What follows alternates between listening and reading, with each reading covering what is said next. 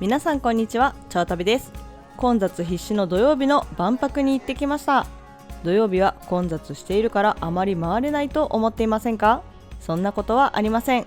今回私たちは混雑する土曜日に事前予約なしで人気海外パビリオンを20カ所以上巡ってきました。混雑回避の最強ルートとおすすめパビリオンを大公開。万博に遊びに行きたいけどあまり時間がない方にも参考になる動画になっています。それでは万博へ出発。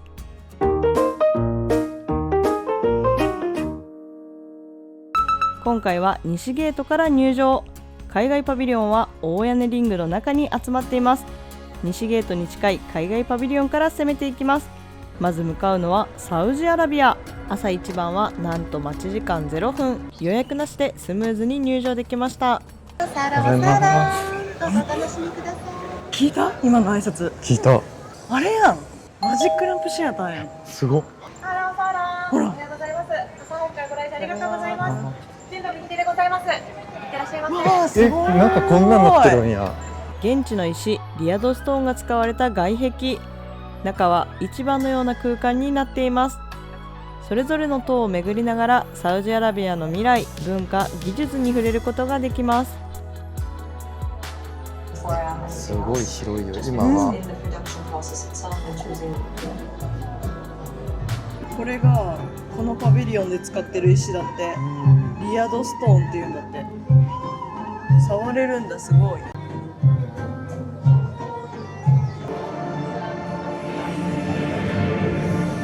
あ、お買い物ゾーン。スークだ。スークって市場っていいの？かわいい。めっちゃ可愛い。黄色あるやん。サージの職人さんの手作り。すごい。この大きさでコーヒーとなんかデーツを食前に食べるっていう文化があるみたいで。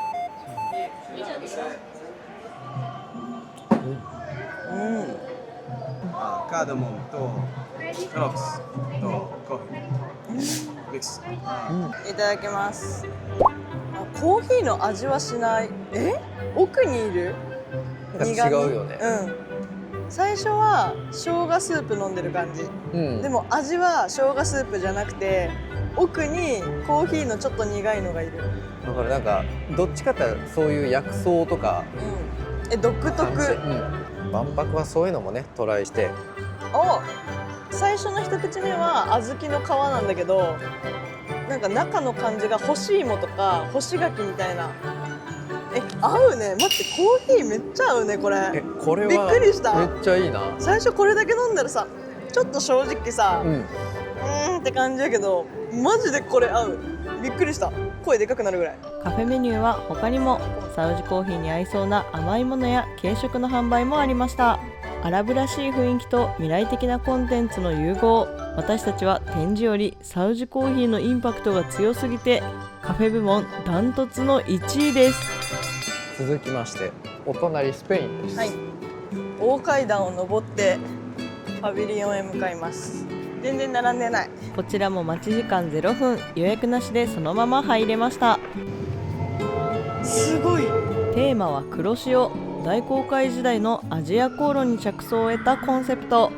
館内は深海のようなダークな空間、海洋生物、ブルーエコノミー、日本との交流の歴史などが紹介されています。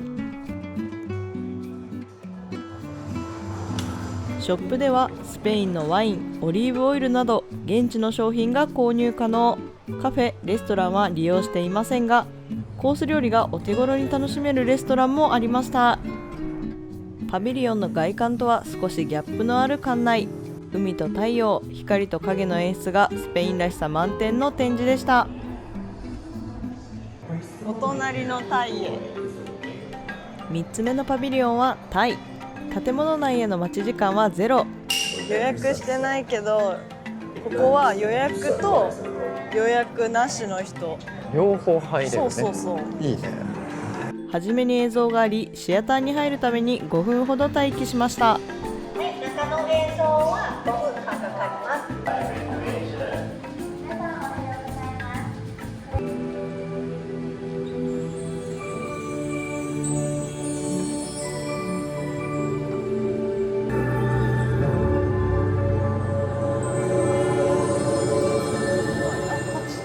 ちゃやばいやばいやばい、タイの匂いする。マジでこれタイの匂い。すごい、タイ製品がいっぱい。タイはメディカルとか健康やね。そうだね。やっぱりマッサージとかもあるから、んでも健康増進施設世界1位だってよ。あそうなんや。あ、確かにさ、タイとかってなんだっけ、ヘルスケアツーリズムみたいな、うんうん。結構推進しとったよね。そうだね。カフェではキッチンがオープンになっていて、衛生面でも信用できます。海外で屋台など苦手な方でもチャレンジしやすそうです。映像でタイのことがしっかり知れるパビリオン。簡単な参加型パフォーマンスがあるのも好感が持てました。出口ではパビリオンに入った人限定でタイマッサージができるかも。続きまして韓国館でございます。韓国館は朝一番に行けば予約なしで入館できます。次の部屋に入るまでに10分ほど待ち時間が発生しました。次の部屋に入ると黒い部屋に複数の機械、ライティングパフォーマンスが始まりました。このパフォーマンスとにかく長い。体感15分くらいやってたんじゃないかと思うほど。皆さん立って見続けます。次のお部屋には何やら不思議な装置。この機械に息を吹きかけると上から水素の玉が降ってきます。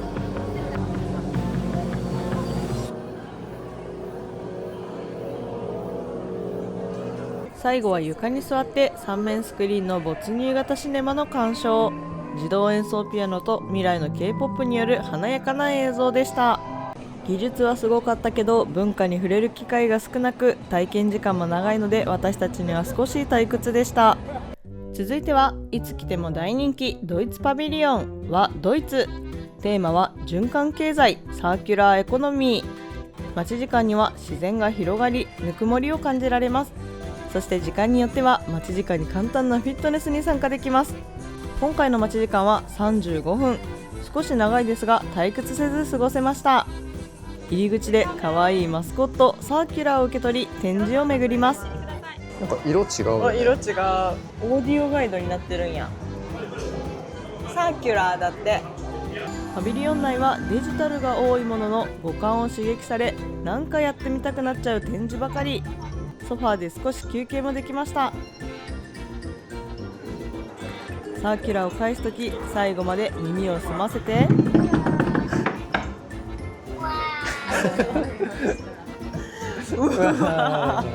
庭綺麗じゃない？お花が可愛い。サーキュラーを返した後もまだまだ帰らないで。出口の奥まったところには中庭が続いています。ドイツが今んとこ一番楽しいかもしれない。やっぱ体験型がいいな。すごい。ここにも色とりどりの庭だって。こういうパビリオンの外にも展示があります。ブレーメン、各都市の行いなどを展示してますね。ちょっとここ行きたいですね。ザクセンアンハルト。鉄道だ。ハルツ山脈のブロッケン鉄道。またとこやな。カフェにはドイツといえばのプレッツェルとソーセージの文字、ハリボーベアの姿も見えました。建物からもわかるドイツのコンセプト、循環はドイツ。日本の可愛いと掛け合わせた体験型で引き込まれる展示でした。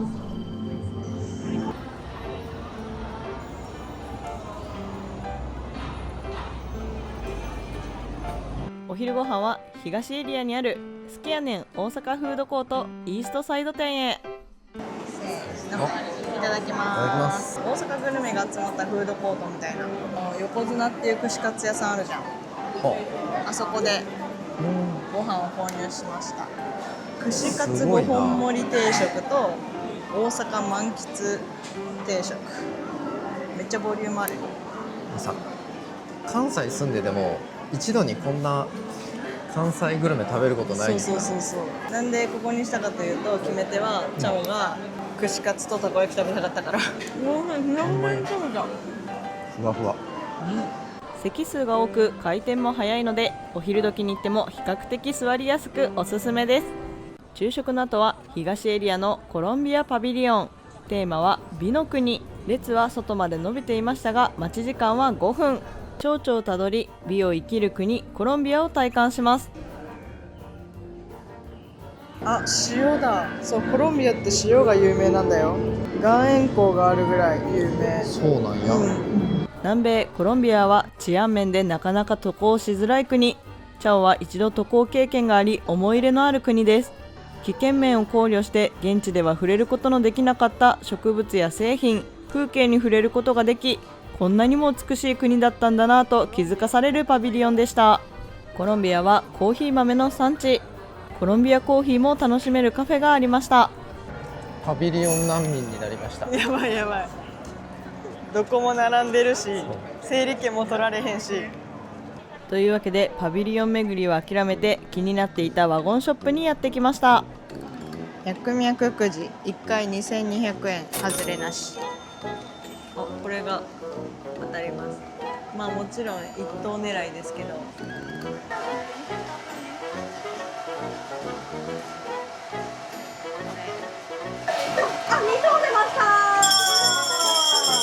すごい。よかったね。友達。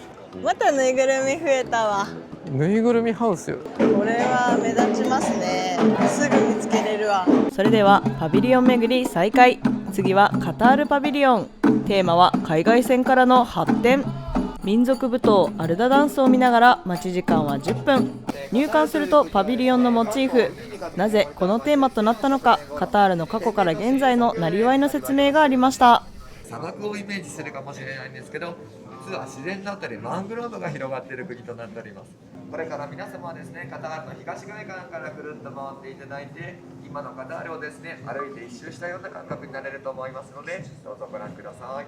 カタールは真珠で栄えた国ということを初めて知りました。カタール航空とドーハの悲劇のイメージしかなかったんですが、様々な魅力が詰まっていました。だから木やったんやね。ああ、そうだね。これ船をモチーフにしてるんだ。パビリオン。カタールパビリオンはあの有名建築家のデザイン。入るまで知りませんでした。伝統舞踏も見れて、また一つ勉強できました。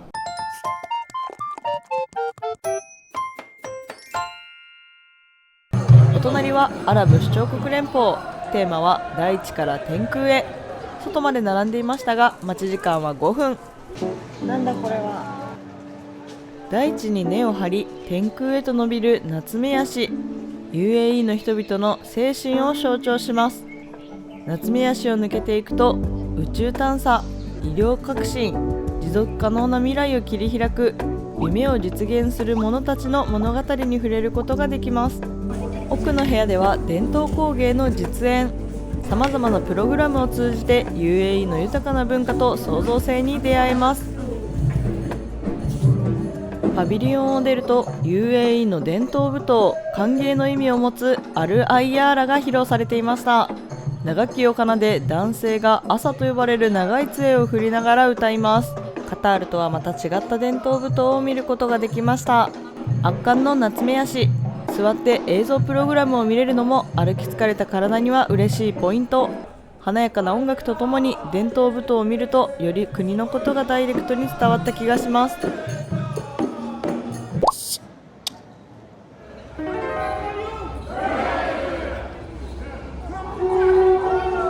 この日はカリブ諸島の国グレナダのナショナルデー、パレードに遭遇しました。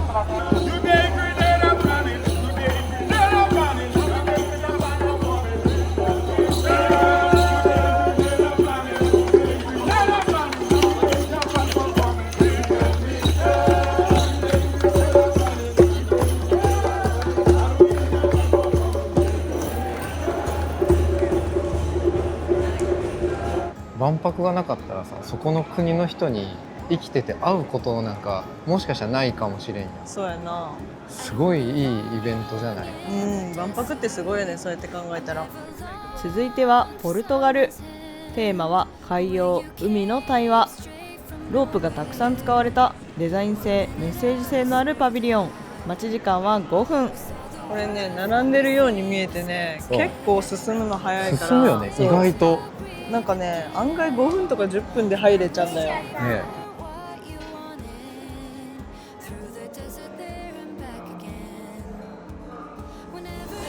で、ポルトガルといえばこれやな。ポルトガル戦ね。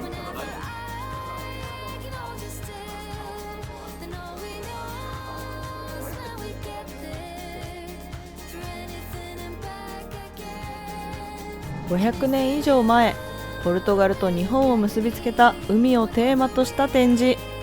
今もなお日本にはポルトガルから伝わったもの、言葉が残っているんだなと感じました。続いてはブラジルパビリオン。テーマは持続可能性を受け入れ人生を謳歌する。待ち時間は10分。中には現代アートのような独特な雰囲気が広がっています。空気によって生き物たちが動いているように見えます。あれなんだここは。なんだろう、なんなんだここは。急に缶が違うんだ。奥に進むと異なった雰囲気、きらびやかな空間が広がります。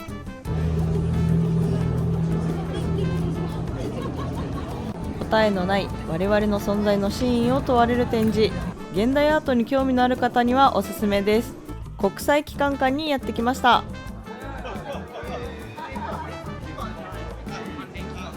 ここには ASEAN をはじめとする5つのブースがあります。注目は上海にある世界唯一の公式万博博物館。過去開催された国での映像を見ることができます。ぜひ現地で見てみてください。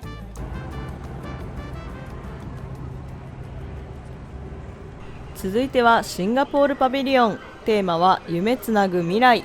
リトルレッドドットの愛称で親しまれるシンガポールを表したパビリオンの外観。よく見ると鱗のような一枚一枚の素材が違っていました。待ち時間は5分。中に入ると五感を刺激される没入型の展示。こちらのお部屋ではそれぞれの夢に命を吹き込みます。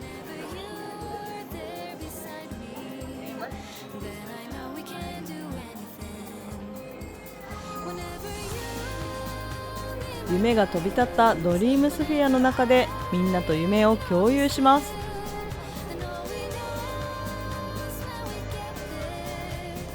外に出るとマーリーちゃんに遭遇。国は小さくても大きな夢を抱えているシンガポールならではのパビリオンでした。私たちも一緒に夢を持ち共有することができました。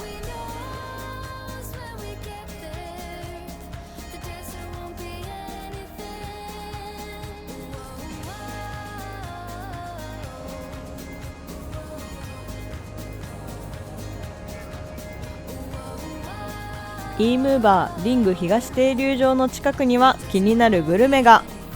大阪発祥のさつまいも洋菓子店ラポッポがプロデュースするバラ芋専門店。ここには人形焼きならぬミャクミャク焼きが実演中。そしてバラ芋専門店ではバラ芋ソフトにミャクミャク焼きをトッピングできちゃいます。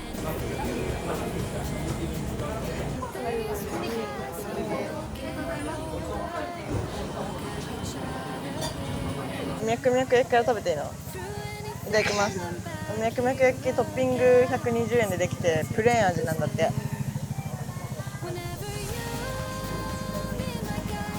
人形焼き。ラポッポやからやっぱ芋ベースなんやろうね。その後は東エリアの大人気オフィシャルショップ大丸松坂屋百貨店。規制がかかっていて少し待ちました。会場内の大きなオフィシャルショップは4つあり、お店によって限定商品があります。どこのお店も人気で規制がかかったりすることもあるので足を運ぶのは大変です。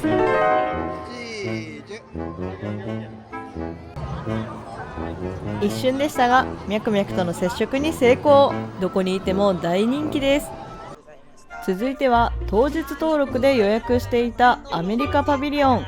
テーマは共に喪失できることを想像しよう。待ち時間は15分。すごいなんかツアーみたいな感じなの？そうやね。なんかロケットの打ち上げが見れるらしい。そうなんや。映像やけど。ああ。ちゃんと英語ツアーと日本語ツアーがあるんだ。英語ツアーの方が早いこ英語ツアーは30分ごとだって。れ。アメリカらしいハイテンションなお出迎えでツアーがスタート。パネル展示のある通路を進みながら映像を見るお部屋が何か所かあり、ガイドさんについて回ります。一番の盛り上がりはロケット発射体験。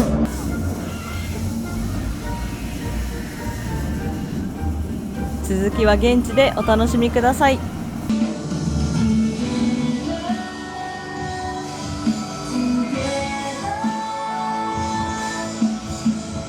ちなみにこの曲頭から離れません。数日後に突然頭の中で流れ出すので驚きです。まだまだ終わりません。なかなか列が進まないなぁと思っていると、この先になかなか見れないものがあるそうです。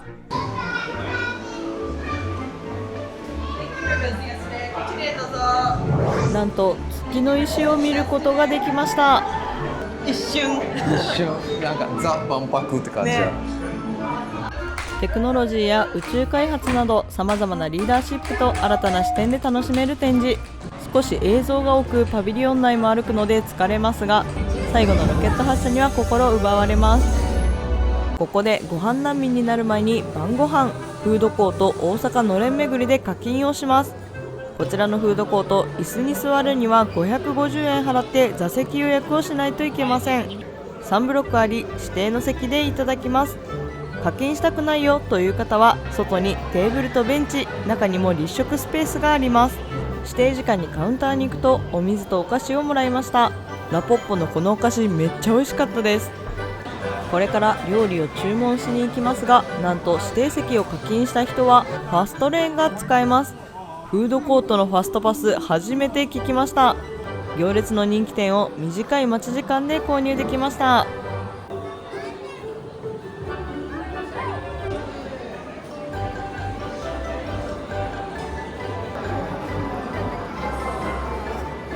夜の大屋根リングに登ります。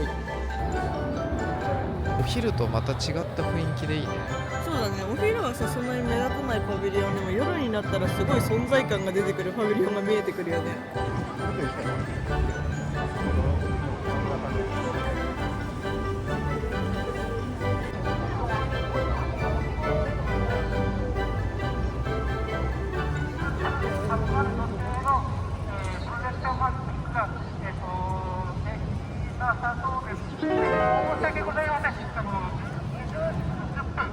シャインハットでのプロジェクションマッピングが延期になったそうなので、時間がね、カナダに急遽行きたいと思い予約なます。しでも入れるって今。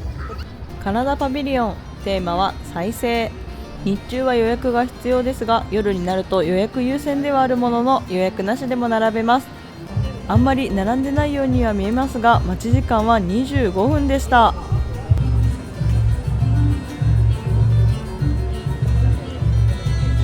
中ではタブレットを持ち展示にかざしながら進んでいきます。美味しい鮭。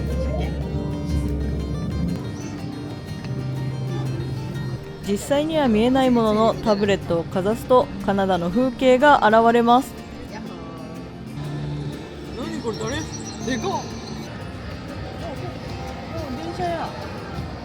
出発出発。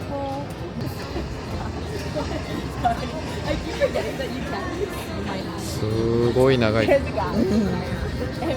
すぐすぐいやいやいやすぐ来た。危ない危ない。ぶつかるぶつかる。他のパビリオンにはない回り方で楽しかったですが、待ち時間が長かった印象です。チリパビリオンにやってきました。ほらスペイン語ですね。チリパビリオンのテーマはマクン、人々を包むチリの織物。こういうの見たらなんかイグサみたいな感じのはいはい。こういう織物が有名なんだ。わすごい綺麗な柄。匂いもイグサではないけど日本のそういう匂いに似た感じ、結構落ち着くかも。なんかイメージしてたチリと違う展示が見れたな。よかったぞ。チリに続きまして次はバングラデシュです。なんか日本の国旗のさ雰囲気と似ててそうそうそうそう。謎の親近感を持ってる。わかるわかる。バングラデシュパビリオンのテーマはコネクションライブ。すごいですね。どこから見るべきだろう。ここ通っていいんだ。あ、なんかこういう感じのイメージじゃなかったけどね。こういう展示見やすいよね。お祭りとかがあるんだろうね。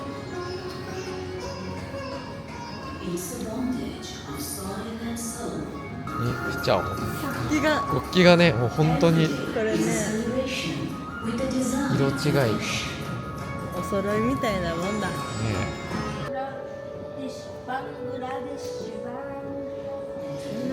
すごい。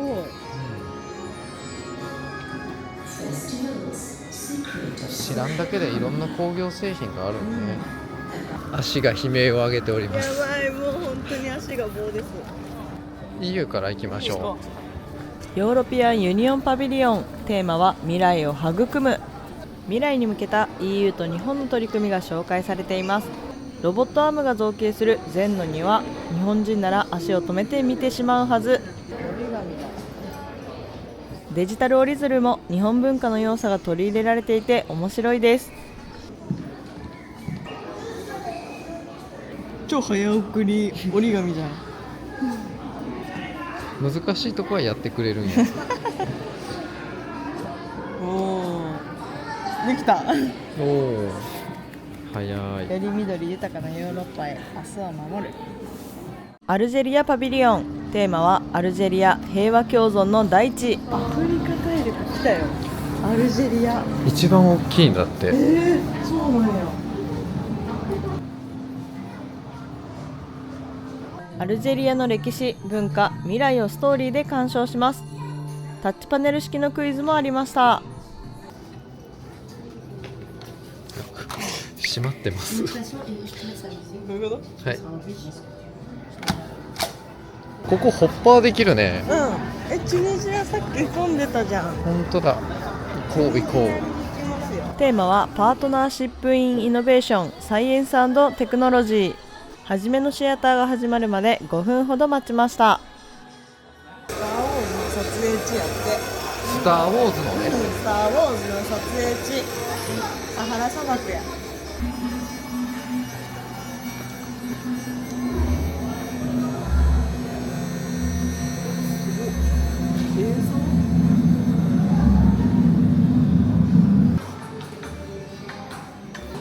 カフェとショップな。職人さんが実際にお皿を叩いて模様を作っていたのに驚きました。お皿が完成するまでずっと見入ってしまいました。しかもお土産として購入することもできます。チュニジアはジャスミンの花が有名らしく、最後はジャスミンのお花のトンネルでお見送りしてくれます。さあ、こちらはもう時間的に最後じゃないか。というわけで最後のパビリオンはセネガルパビリオン。セネガルってなんか陸上とか強そうじゃない。でも案外さ、エレクトロニックじゃない？確かに。セネガルの国旗はマリ連邦から分離独立した時に制定。真ん中に緑の星があります。セネガルブランドのバッグも購入できるショップがあり、サクッと回れるパビリオンでした。あれだってよ、毎日やるんでしょ。その天候の悪い日以外は。